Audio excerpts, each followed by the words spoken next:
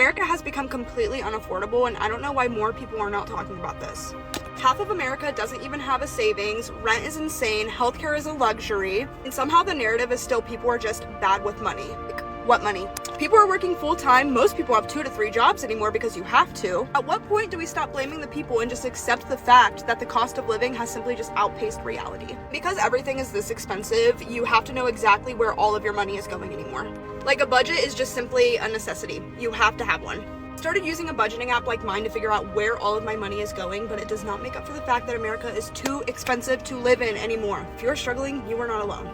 Ask almost any American what has changed over the past few years, and you'll probably hear the same answer. I don't know where my money goes anymore. Nothing dramatic happened overnight. There wasn't a single moment when life suddenly became unaffordable. Instead, prices crept up, one bill at a time, one grocery trip at a time, one rent increase at a time. Until millions realized they were spending more than ever just to maintain the same lifestyle. You got the degree, or you learned the trade. You landed a full-time job. You are making $60,000, $70,000, maybe $80,000 a year, an amount that, not too long ago, guaranteed a comfortable, enviable middle-class life. You do not buy luxury goods. You do not drive a European sports car.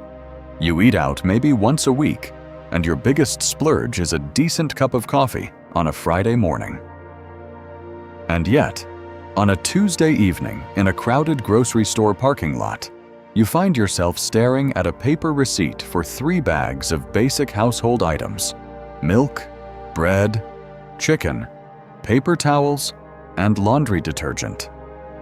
$94.62.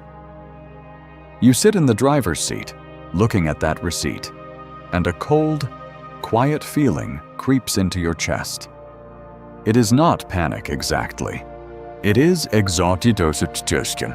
It is the unsettling realization that no matter how hard you work, no matter how many raises you earn, you are running on a treadmill that keeps speeding up.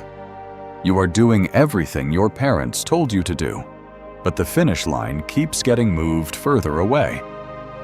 If this feeling sounds familiar, you are far from alone.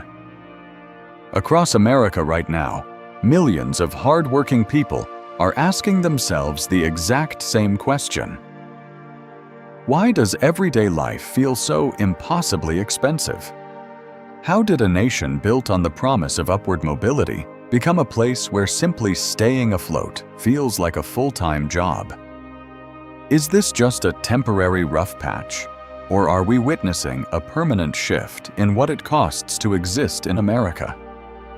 Let us start where most of us feel it first, in the mundane, weekly routines. The grocery store, the gas pump, the pharmacy counter. For decades, Americans could rely on cheap consumer goods. It was the unwritten bargain of modern living. Maybe housing was getting pricey, but at least food, household essentials, and clothes were cheap and abundant. That bargain has quietly collapsed. Over the last few years, the price of basic food items did not just rise by a few percentage points. They surged, and then they locked into place at those record highs. But it is not just the sticker shock at the register. It is the subtle tactics layered on top. You walk down the grocery aisle and pick up the same box of cereal you have bought for years. The price is slightly higher, but the box is noticeably lighter. The cardboard is thinner. The bag inside has more air. And instead of 12 ounces, you are now getting 9.8 ounces. This is shrinkflation, and it is happening to everything from paper towels and yogurt to laundry detergent and fast food. Companies realized that if they raised prices too aggressively, consumers would stop buying. So instead, they charge you slightly more for slightly less, betting that in your rushed, tired state after a long workday, you will not notice that your bag of chips has 6 fewer chips inside. And then there are the new, subtle tolls built into modern digital life. The subscription models that charge you every month for services you barely use. The dynamic pricing algorithms used by travel sites and delivery apps. The sudden appearance of tipping screens at counter-service bakeries and drive-thrus. A few years ago, an oil change was $30. Today, it is $75, and a digital terminal is swiveled around to ask if you would like to add a 20% tip for a 5-minute service. Have you noticed these small, constant price increases stacking up in your own town? How much more are you spending on basic groceries now compared to just 3 or 4 years ago? Drop a comment with the state you live in and what your average grocery run looks like today. It helps all of us get a real, grounded picture of what is happening across the country. These daily paper cuts are frustrating, but they are not the primary reason Americans feel trapped. The real weight comes from the massive, non-negotiable costs of modern life: housing, transportation, and healthcare. The 3 heavy pillars that dictate whether you feel secure or perpetually stressed. Take housing. For generations, the formula was straightforward. Save up for a few years, put 10 or 20% down, buy a starter home in a decent neighborhood, and build equity over 30 years. That starter home was the bedrock of the American middle class. It was how families built wealth to send their children to college and retire with dignity. Today, that starter home has virtually vanished. In many mid-sized American cities, places where a solid home used to cost $200,000, the exact same structure now lists for $450,000.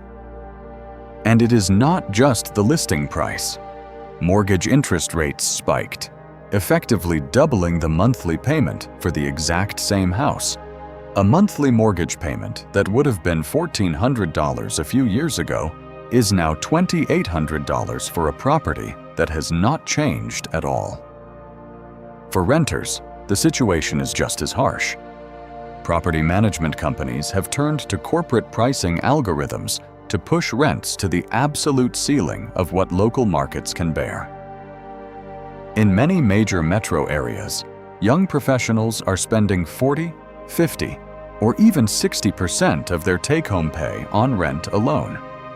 Think about that for a moment.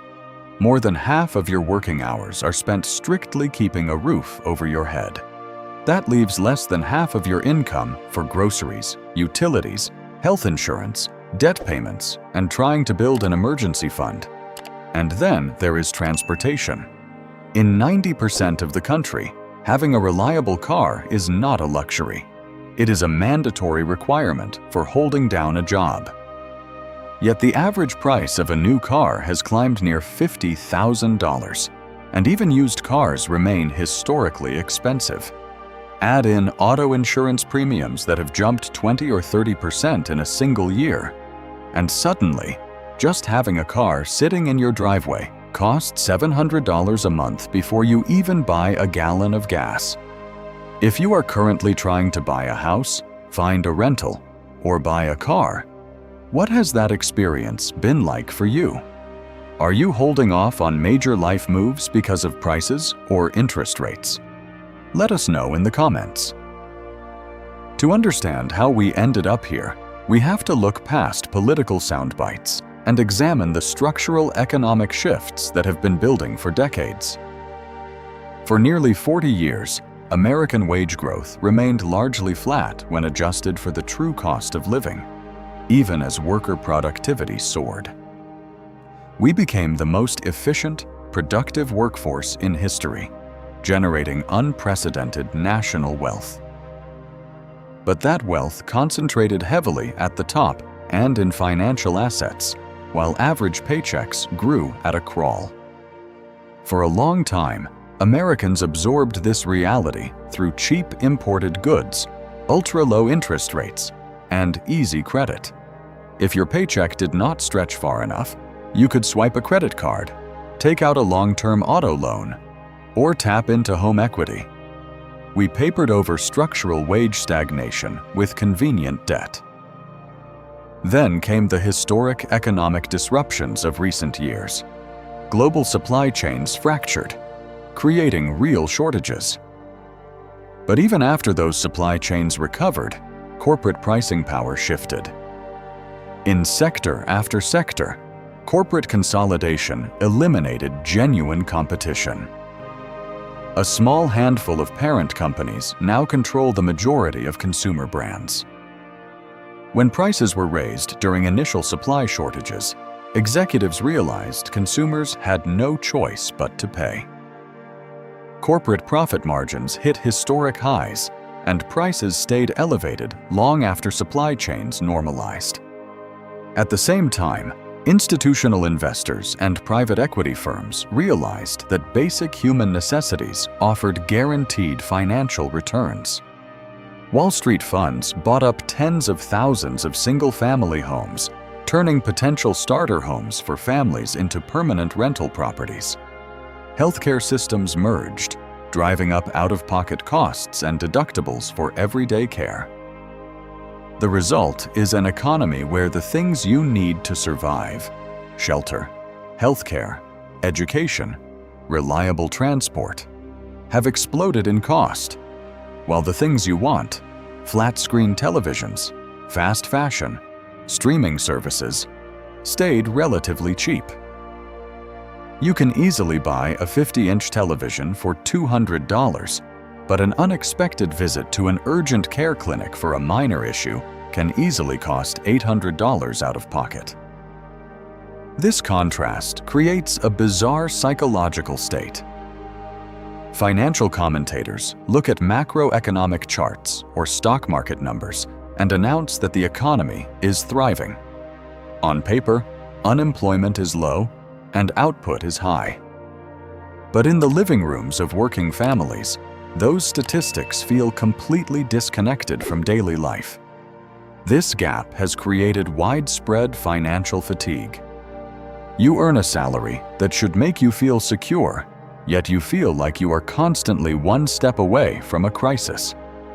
One surprise medical bill, one transmission failure, or one unexpected layoff could wipe out years of disciplined savings. The social consequences are profound. Young adults are delaying major milestones not because they lack ambition, but because the basic math does not work.